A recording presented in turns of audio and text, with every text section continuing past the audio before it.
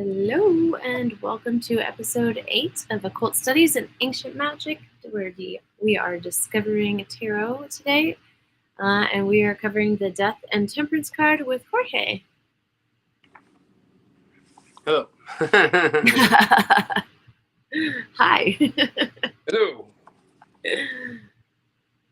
What are you doing over there? I'm trying to figure out all these symbols that Crowley put in the Thoth deck, because some of them, I think I know what they mean, but I'm not quite sure, so I was looking for it. And then he put, Frater Harris put so much stuff in it that it kind of confuses me. It's so packed with so much stuff. But okay, let's start. Let's start with the Death. Let's start with the Rider-Waite, because that one was way simpler. Okay. The Rider-Waite. First of all, actually, let's begin with the excerpt from the Golden Dawn. Use that as a guide. Death, the sign of transmutation and disintegration, the skeleton which alone survives the destructive power of time, may be regarded as the foundation upon which the structure is built. The type which persists through permutations of time and space, adaptable to the requirements of evolution and yet radically unchanged. It is the transmuting power of nature working from below upwards, as the hangman is the transition power of the spirit working from the above downwards. The colors are blue-green, both dark and pale, the two dominant colors of the visible world, and the flashing colors of orange and red-orange. This one, unlike my fanfare of Crowley, actually, yeah, he red orange is at the bottom of the Thoth, and the both blue green is kind of there according to Frater Harris, but then there's a lot of yellow, which I don't really quite see in the description, or I don't even know what you're going to call it. Yellow, kind of like a pale yellowish green, I want to say. Like I said, let's start with the Rider-Waite. The Rider-Waite's a lot easier to understand. The Death card is something that people in divination definitely do not like to see. They think it's like, oh my gosh, someone's going to die. But that is not what the description that we just read says. The Death card is basically kind of like a seed.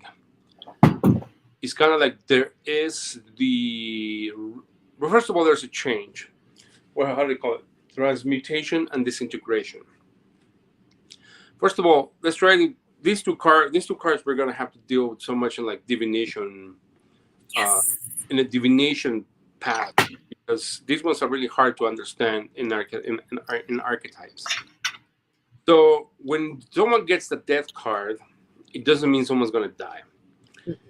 It means that there's going to be a transition period. And that for the transition to occur, there needs to be a foundation. And what does that mean? For example, I don't know, Julie, give me an example. Job change. Job change. So, for example, someone gets laid off, or they even get a raise, or they get changed of position. So for there to be the change in position, or getting a new job, or applying again for a job, it requires that person has a particular set of skills. That means an education or certification or a number of years of experience. And so this is what the Death card is. The Death card is there's going to be a change, but there's a foundation from which that change it starts to evolve. That is why, for example, Pixie put that little sun on the back in the middle of two pillars. This is what that means. It means that this is going to be a new beginning. It's going to be an end of a period, a disintegration of a certain period to give birth to a new one. In the bottom of the card, that is very apparent, where the king dies, and then a new child is talking to death, saying, "Is like, this is I am the new one." So somebody dies, new one comes alive. And then there is the Pope, also wearing yellow robes, very Apollo or very solar of a new beginning. So on the right we have the new chapter of the or whatever's about to happen. For example, this person that is getting a new job, or someone that I don't know, just discovered a new person in their life. For example, a relationship. For example, they just ended a relationship with somebody and are starting a new relationship with somebody else. But in that regard, you also have a certain set of skills and even certain traumas or certain things that you learn from your previous relationship. For example, if the person that you're attracted to is vindictive, passive aggressive, then you're likely going to end up with someone that is vindictive and passive aggressive as well, because that's what you're used to. Unless you learn from the mistakes of your past. Or like, if that is what you like, then that is what you like, go for it, no problem. But that is something that you want to change. You have to be able to learn from that aspect of yourself. And this is where this card is very advantageous, because when we put it side by side to other cards, the death gives us an insight. The death card is the initial pathway to the insight of what we left behind and where we're coming up with next. What we left behind is, like, for example, the the king of wands, for example, or the prince of wands, or the queen of wands, or maybe a 3 or a 7 or an 8, a 9, or a 10 of wands.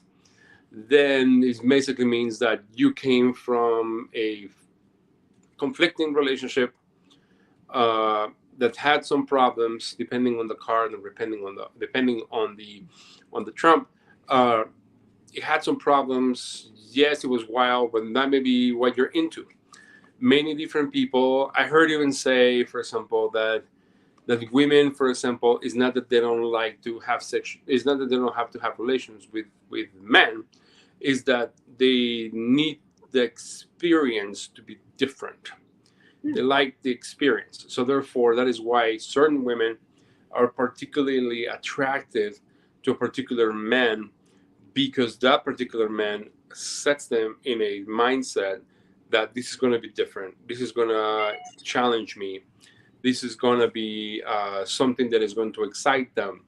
And so that is why, for example, a lot of people say that women like the bad boys. It's not that they like the suffering of the bad boys. It's just that they like the unpredictability. Some of them, they like the unpredictability, the new experience that can offer. And so death is certainly that. The death card is certainly that. Is basically something that completely takes the person out of their element. It is not just the end of a period. It is the end of a mindset of, of parameters of predictability. Now it truly becomes a stage in life where it just is completely out of the element. It is completely different. It is not predictable, and it's going to be restructured. And the way it gets restructured is through the elements that the particular person has built within themselves. Either like the abuse can return, but then it can also change it depending on their own insight. So this is where tarot, it is not only a divination tool, but it becomes a kind of a therapy tool. Because in therapy, that is exactly what is explored. We explore how did that experience make you feel? How did that person make you feel? Does it remind you to your father? Does it remind you to your mother? Do you find comfort in certain aspects of that particular experience? Can you elaborate? Let's get into an unconscious, for example, like sand therapy, where like you start telling a story. Let's tell a story based on this particular character. And then the person starts to develop the story. And as they develop the story, they're given an insight into their own unconscious. And so as they do retell the story within their own unconscious, that's when the therapist begins to realize that this is the mindset that this particular person is habitually thinking about, is habitually already pre-accustomed to. And so when it comes to this particular card, that is something that we want to explore. We want to be able to start a new stage of our lives where we have the most advantage, and whatever that is, whatever you want to feel happy, feel happy. If you want to feel sad, whatever it is that makes you feel comfortable. But before you you want to venture into what is the most comfortable or what would be the best outcome out of this transitional period, it is important for us to evaluate who we are. This is where Thoth comes in. Uh, in the Thoth deck, that death is not like a scary dude. It's actually kind of like pulling a chariot, and that chariot has multiple persons inside of it, swirling about into like multiple circles and balls, and that is time. That is time. It's like every single day, every single time we blink, uh, every time we accomplish something great in our lives or uh, have survived something horrible in our lives, that's one of those circles. One of the circles can be a diploma. One of the circles can be, oh my gosh, I just got into a huge car accident and now I'm alive, or I got into a car accident and now I have to recover from this, or I lost my job and now I need to be able to start something new, or I need to create a new opportunity for myself. And so that's what all of those circles are. They are new faces of ourselves. Um, but along all of that, there are all these multiple symbols. For example, the death, for example, has an eagle on its head. That is very much Hermes. You know, Hermes is the god of wisdom, and it's also the god of kind of like, he's a psychopomp. So he's a transitional god between the living and the dead. And so what is Lady Harris and Crowley telling us in this particular card is that we drive those personages in those circles through the power of our own intellect. So this is not the death card. This is the card of, there's going to be a transitional period and you have to take advantage of it. Mm-hmm. And also, of course, behind death, there is a fish and there's a snake.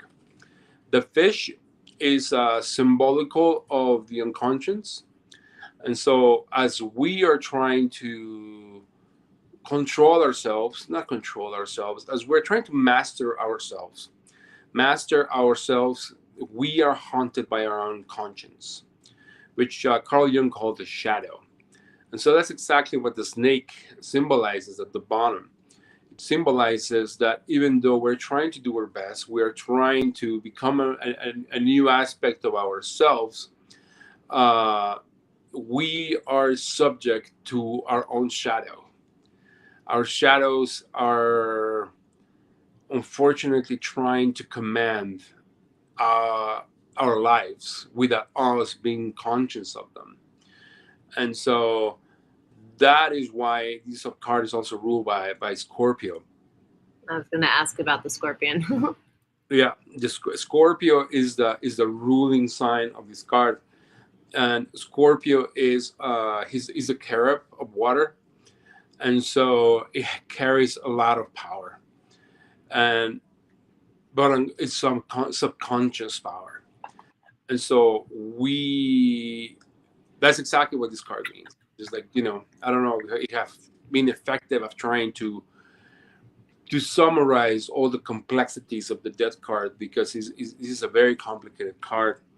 But that's pretty much it. Yeah, we have a little ship in the Rider-Waite in the waters, the unconscious traveling.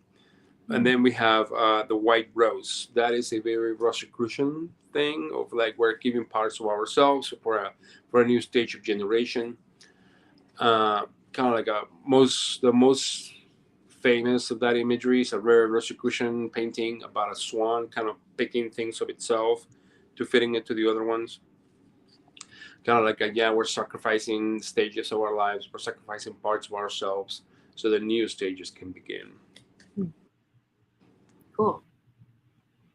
It's funny that this card and Temperance both came up in a reading today, so I was like, yay, we're right on point. But I always read the death card kind of like a transition card. People always freak out. They're like, ah, and I'm like, no.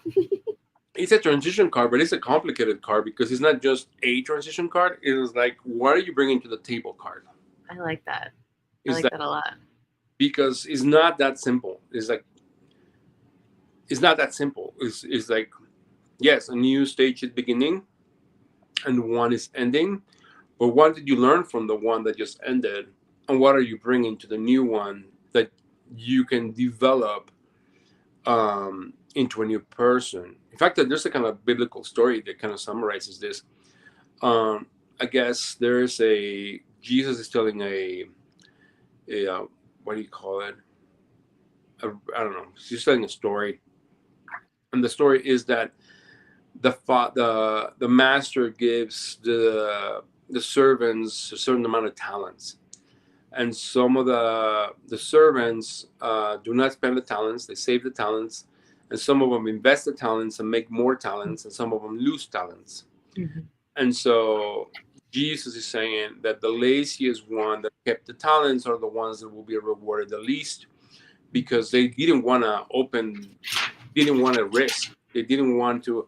And also the ones that invested their talents and made more talents, those are the ones that worked and were smart enough to be able to profit from the talents that were given by the master. And the ones that lost the talents, it depends. They lose the talents because they were lazy, or because they just invested poorly, but at least they risked. And so that is what the death card is. Is basically we all have a set of talents. We are all have either we're smart, some of them are beautiful, some of them are good with money, some of them are with whatever. And so we all come with different virtues, and it's up to us to make the best of our virtues to make ourselves happy. I like that. I like that a lot. And I do remember that story from the Bible, but I can't remember. It was like a long time ago, so I don't really remember all the details. But yeah, but that's a good story. And that story, I think, to summarize the death card for sure. Yeah, take some risks. Yes, take risks for sure. Takes risks. Temperance. Let's begin with the reading. This was a very complicated card. This is one of the hardest cards for me to get, so I'm gonna do my best. Okay. Temperance. This is the equilibrium, not of the balance of Libra, but of the impetus of the arrow, Sagittarius, which cleaves his way through the air by the force imparted to it by the town string of the bow. It requires a counterchange forces of fire and water, Shin and Kof, held by the restraining power of Saturn, and concentrated by the energies of Mars to initiate this impetus.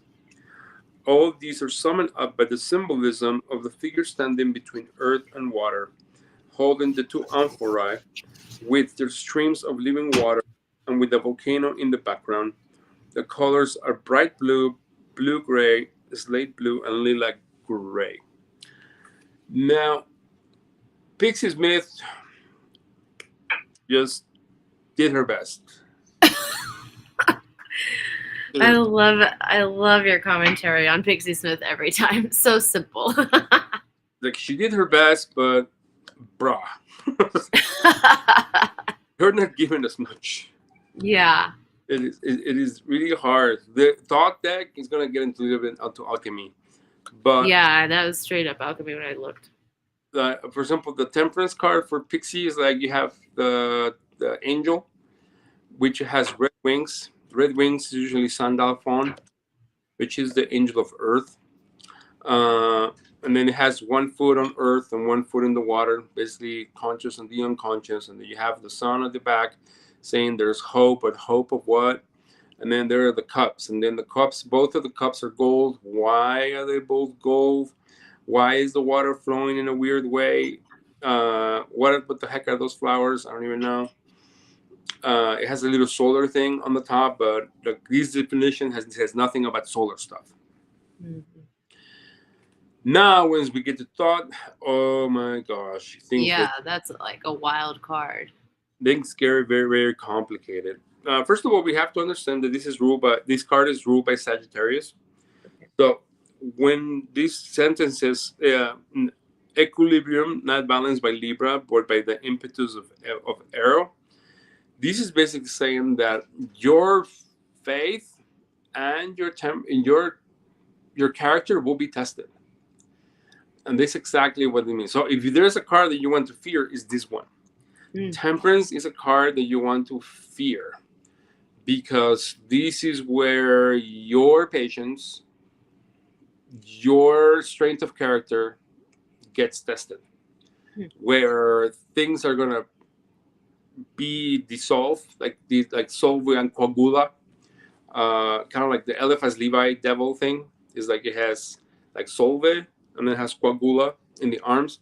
It's like things are gonna get dissolved and things are gonna get formed again. So that's why I wanted to choose these two cards, because this card and death are very similar, but they mean different things. The death one is dissolution of something, and there is a creation of something else, but you bring something with you. In this one, you don't know what the freak is going on. Okay. There's just things that get dissolved, and you don't even know how they're getting dissolved, and you are getting dissolved, and it's hard for you to be able to return to a more fuller aspect of yourself when you do not know what are the things that are getting dissolved within you. And so this is where Scorpio comes along, because Scorpio, to me, I equate it kind of to Apollo. And Apollo is kind of like the rays of the sun. It just reveals things that you did not know that happened. But as it reveals things, it also dissolves darkness. And sometimes we are very comfortable with our darkness. Most people are comfortable with their darkness. The fact that we become complacent, that is darkness. The fact that we become lazy is darkness. And so once we're exposed to the light of our laziness, of our shame, of our fears, of our whatever it is, of our ugliness, of our humanity, of our whatever, that's when we start to become tested. And that is when temperance really comes along. I don't know why Crowley called these cards art, but I was wondering about that too. But it's obviously temperance, and he thinks that it's probably the art of mastering ourselves, which I kind of get, but it's difficult because sometimes the things that we become aware of are difficult to master, especially at a fast pace. We usually life comes up at a fast pace. Crowley in this card, he did not use gold cup water. No, he became more accurate. He used water and fire. And so the lion is some alchemical paintings. They use the green lion, which is like, what is that, nitrate sulfate, I think it is. And so the reason why that the green lion is basically corrodes even gold. It corrodes copper, of course. It corrodes silver. And so that is what this card means. It means that it's corroding even the most perfected aspects of ourselves. Wow. That the alchemical process in the little cauldron in the middle is being exposed to the fire, and we're trying. And then the phoenix on the right is kind of like it's taking in the fire, but then it's also becoming free from darker aspects of itself. And so the the the corrosiveness of the card, and then the reconstruction of ourselves within the card, is something that this particular dual face, kind of like a witch maiden, I don't know what you want to call it, um, is trying to somehow master. Or it's kind of like the aspects of ourselves are getting revealed, or shame is getting revealed, and then it's trying to get put down. And if we can read that, it says rectificando, it says on the top, and that's actually what it means. It means to rectify. So, and then the other part is kind of like a thing, kind of like things were hidden, they're getting revealed, and then then the reveal, hide, and then they're trying to rectify them in in in multiple ways.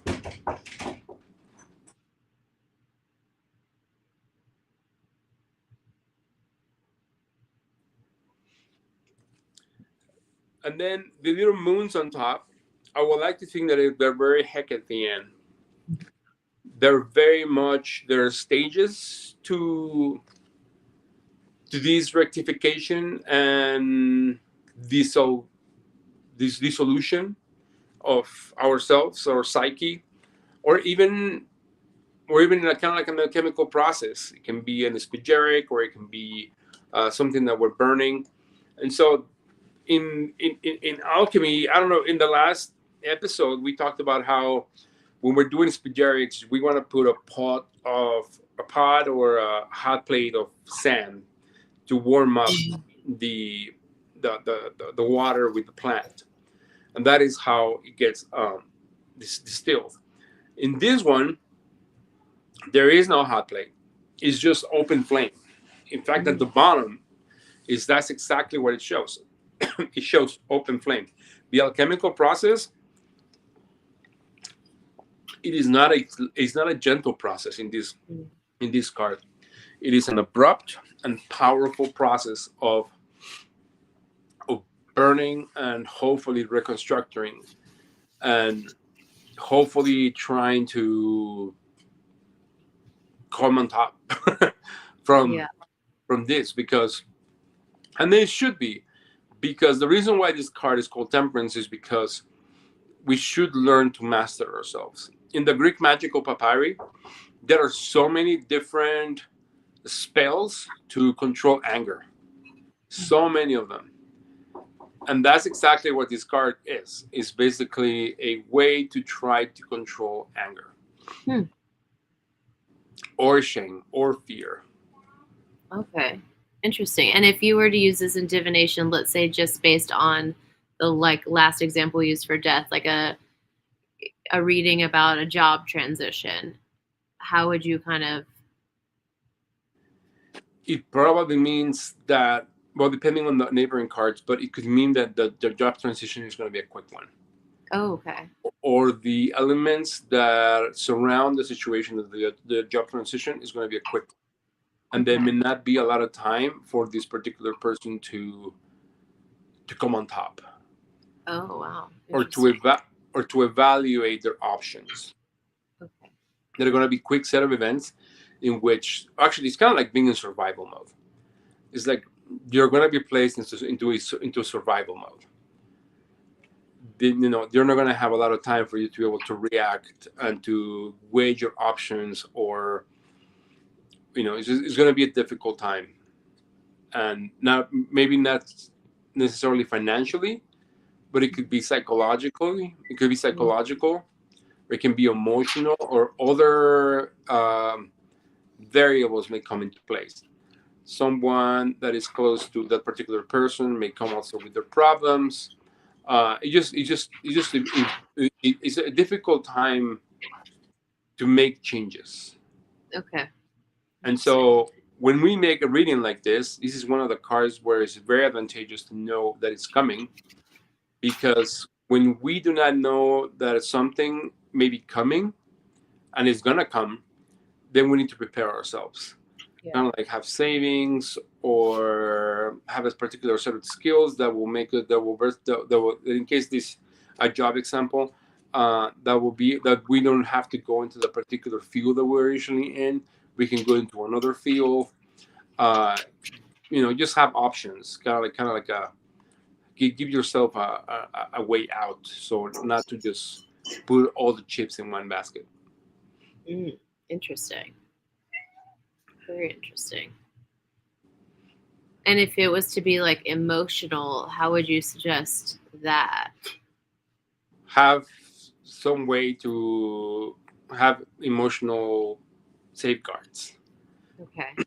I know that it's kind of easy to say. Yeah. But for example, for me, my safeguard is martial arts, dancing, and music. Okay. So yeah, so that's, I don't know, and also I don't know if you want to give me a more specific example. No, but, I'm just kind of thinking broadly. Yeah, but yeah, it depends on the particular. Or also have somebody that you can truly rely on, like a good friend, for example. Okay, what about, so let's say we pulled this card after a cord cutting ceremony, just randomly pulling this out of my head, and it came after a cord cutting ceremony. Would you say that that would be like a difficult cord cutting ceremony? Like there would be abrupt changes after you kind of? Yes. For example, I had a friend that his relationship was over with his girlfriend, I think his wife, and this particular card came up, and his friends, or the friends that he thought it was his friends, stopped being his friends and sided with her. Oh, wow. And so that is one instance in which he didn't have any friends. Dang. He just kind of like was left on his own. And he did not see that coming. He did not see that coming. It was difficult for him. It was a difficult transition. And he didn't have that much of a support. I was out of state. And so I was kind of like his friendly ear out of state. Yeah. But I couldn't hang out with him or be there for him kind of like constantly. It was difficult for him. And so, yeah, so that's kind of like an instance of this. Okay, that makes sense. Dang, that's wild. How interesting. Very interesting. There was I was going to ask you about the circles in her chest. Is it just like part of the alchemizing process or symbolizing that, or is there more to that? I don't know. Okay, cool. Yeah. Oh man, I'll have to get back to you on this one. It's a golden dawn thing. Okay. Yeah, this one feels like it's so full of like some symbology, but like it's also like sacred, and there's like definitely a lot to dive into on this one. But you just look at it and you're like alchemy. That's not alchemical. That is Kabbalistic. Oh, okay, interesting. Those circles are Kabbalistic symbols, but I'm not. I think it's basically the tree of life, but without Malchut. It just, there's no ground. So yeah, that's kind of what it means. It just kind of like the better one is Yesod, which is the moon, and then you have Netzach, Chesed, Bina, and Chov, and then even Keter is missing. Tifaret is also kind of hiding. I would really like to do a whole live stream on the Tree of Life. Well, there are live streams on the Tree of Life. That is a very complicated thing. Yeah. Maybe we can like break it down for people like me who are stupid. No, it's not about being stupid. It's complicated. And then there's so much misinformation on it. Yeah. That is why I wrote that book on tarot, because the tarot that's in the Golden Dawn and the Papus tarot, I think the designations and colors are wrong. Oh, interesting. Mine's made perfect sense. And but the problem is that it's not that the Golden Dawn is wrong, is that the new Golden Dawn is wrong. Oh, okay. Because the old Golden Dawn hides a lot of that color stuff and Kabbalah within tarot and within Book T. So there is no Kabbalistic instruction in Book T, but it's obvious what is they're trying to tell you, because so here's the color, here's the path, here's the color, this is the path. here, put the cards together. And I think that is exactly what McGregor Mathers was trying to do. He was like, I'm not gonna spoon feed you everything. You need to figure it out for yourself. And this is your freaking thesis project. So come to me with something good. Okay, interesting. And that is kind of like the tarot deck for the 5 = 6. It's like major tarot deck, and I need you to write a thesis paper on this. And if you cannot figure out the Kabbalah, then not come see me for your 6 = 5. And he got pissed. He got pissed at a lot of people, like hard. Like when he showed the walls of the vault to some of his higher initiates, and they were like, what? He got pissed. Yeah. Yes, he just didn't want anything to do with those people. Wow. So he was the type of guy that had no patience for dumb people. Was he a Capricorn? I'm not sure what he was. I get that. I'm using my phone to broadcast this. Otherwise, I will tell you. Oh, shoot. But I'm not sure what he was, but he had very patience for dumb people. I can comprehend that too, as a dumb person and also a person with no patience for dumb people. No, it's not that maybe he didn't have patience for like people that couldn't get concepts. It's like he didn't want to teach things twice or 3 times. Yeah. He was like, okay, here's what you need to learn it. Okay, great. Yeah. Okay, I'm gonna you on it. And if you come to him and says like, I don't know, it's like, bro, I just taught you this. Yeah. And that is when he got aggravated. No, that sounds pretty Capricornian. Pretty funny. Yeah, I'll have to check this out. In the break, I'll find out for you what was his sign. Okay, cool. Yeah, I need to know. Yeah. Oh, awesome. I'm trying to think if there's anything else that I wanted to ask between these two, but that was the most interesting card. The biggest question I had was like, do I have the right card? It says art, and I'm like, that does not feel right. No, that's it. Wow, interesting. That's it. Very interesting. Awesome. Well, thank you. No problem.